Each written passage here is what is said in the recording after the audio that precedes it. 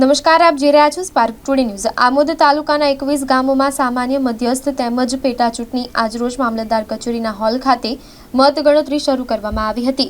આમોદ તાલુકાના ઇટોલા ગામના સરપંચ ફક્ત 2 મતે જીત્યા છે, જ્યારે બોડકા ગામના સરપંચનો 76 મતે ભવ્ય વિજય થયો છે।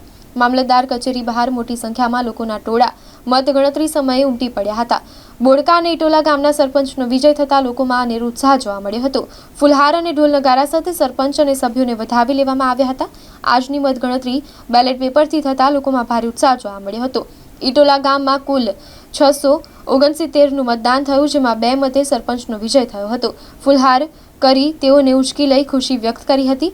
આજરોજ આમોદ તાલુકાના 21 ગામોમાં સામાન્ય મધ્યસ્થ તેમજ પેટા ચૂંટણી હોવાથી મછાસરા, તેલોદ તેમજ સરભાણ અને ઇટોલા ગામે સરપંચ માટે ભારે રસાકસી ભર્યું વાતાવરણ જોવા મળ્યું હતું।